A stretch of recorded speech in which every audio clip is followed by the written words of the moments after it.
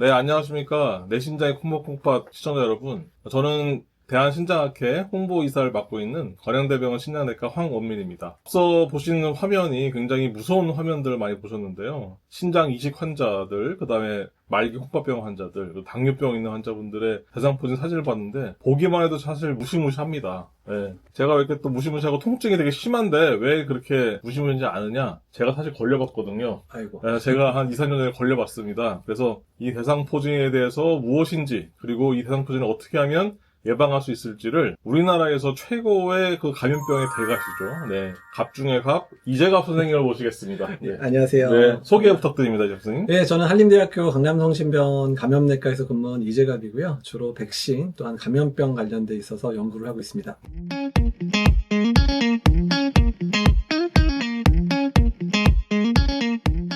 네. 많은 분들이 TV에서 많이 보시고 하셨는데 또 우리 채널에서 이렇게 나와주셔서 너무 감사드립니다. 네. 아유, 저를 초청해 주셔서 제가 감사드립니다. 네네네. 그 대상포진이 진짜 한번 걸린 분들은 정말로 이게 다시는 걸리고 싶지 않다 이렇게 할 정도 말씀하시는데 이 대상포진이 어떤 병이고 왜 생기는지 한번 좀 설명 좀 부탁드립니다, 선생님. 예, 대상포진 특히 이제 어르신들이라든지 만성병을 앓고 계신 분들한테는 가장 공포의 병이기도 합니다.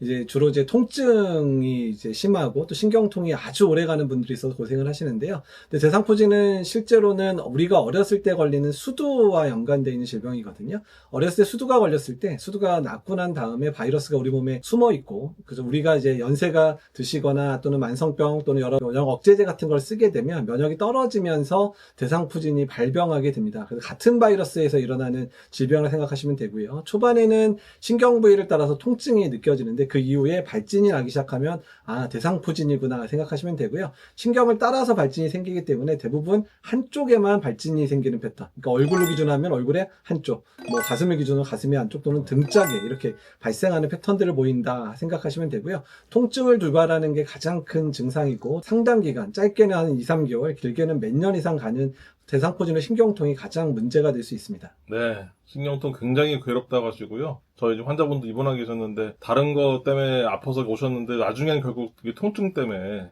막 많은 약을 드시고 해서 오히려 콩팥도 나빠지고 하는 경우가 또 있었습니다. 이 통증이 얼마나 심하냐면 이게 분만할 때 통증보다 더 심하다고 해요. 우리 콩팥병 환자들이 굉장히 많은데 이런 만성 콩팥병 환자들이 좀 많이 걸린다고 하는 얘기가 있는데 이 만성 콩팥병 환자들이 결국 면역이 약해서 많이 걸리는 건가요, 이게? 예, 그렇습니다. 만성 콩팥병 환자도 종류가 이제 여러 병이 좀 다르시기는 하지만 콩팥 질환이 있는 분들 같은 경우는 대부분 백혈구의 기능이 많이 떨어지고 그 중에서도 T세포 면역의 영향을 상당히 많이 받습니다. 그래서 이 면역이 병이 진행되면 진행될수록 거기에 이제 뭐 투석을 한다든지 아니면 신장 이식까지 하게 되면 면역이 더 떨어지게 되거든요. 네. 이렇게 떨어진 면역 때문에 이제 억제돼 있던 이제 바이러스가 다시 재활성화되면서 질병을 일으키기 때문에 만성 콩팥병 환자에서 대상포진의 빈도가 상당히 높다고 알려져 있습니다. 네.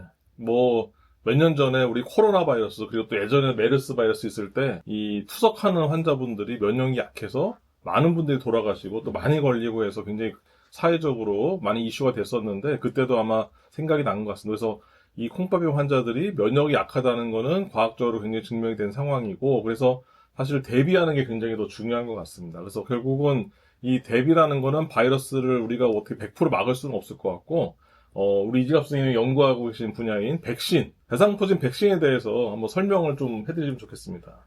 대상포진 백신은 제일 처음 나온 백신은 생백신, 살아있는 바이러스로 만든 백신인데요. 원리는 수두 백신을 어른한테 맞춰서 한 14배 농축해가지고 한 방에 딱 때려서 이제 죽어가던 T세포 면역을 살리는 그런 원리로 개발이 됐었는데요. 일단 그 백신을 한 10여 년 넘게 맞았었는데 예방 효과가 뭐 젊은 연령에서 한 60% 내외, 또 연세가 드시면 30, 40% 내외로 떨어지다 보니까 개량된 백신이 많이 필요해졌습니다. 그래서 최근에 사백신 계열, 특히 면역 증강제가 포함되어 있어서 백신의 효과를 아주 올린 그런 유전자 재조합 백신이 출시가 됐고, 이 백신을 맞으면 대상포진 예방 효과가 거의 90%에 육박하는 효과를 보이고 있고요. 여러 만성 질환을 갖더라도 백신의 효과가 많이 떨어지지 않는다는 자료들이 있거든요. 그래서 최근에는 이제 유전자 재조합 백신을 2번 맞는 그런 백신을 주로 권고를 하고 있습니다. 그러면은 이제 사실 이렇게 백신이 그래도 이전에도 많이 맞았던 분도 꽤 있을 텐데, 네. 그 생백신을 한번 맞았던 분들은 또 백신을 이렇게 새로운 백신 나왔다고 해서 또 맞아야 됩니까? 아니면 안 맞아도 되는 겁니까, 이게? 이게 미국에서 이미 권고를 시작을 했는데요. 생백신을 이미 맞은 분들도 시간이 지나면 지날수록 백신의 효과가 많이 떨어진다고 돼 있고, 네. 한 8년 정도 지나가면 거의 이제 제로 수준까지 떨어진다고 돼 있습니다. 그래서 생백신을 맞은 분들도 되도록 이번에 새로 나온 유전자 제조합 4백신을 꼭 맞으라고 권고를 하고 있기 때문에 접종을 해야 된다라고 알고 계시면 좋을 것 같습니다. 다시 맞을 거면은 또 다시 이 생백신을 맞을 수는 없으니까 더 효과가 좋고 오래가는 제조업 대상포진 백신인 4백신을 맞는데 요거는 한 번 맞습니까? 두 번 맞습니까? 이게? 현재 2개월에서 6개월 사이에 2번 접종하도록 되어 있습니다. 네.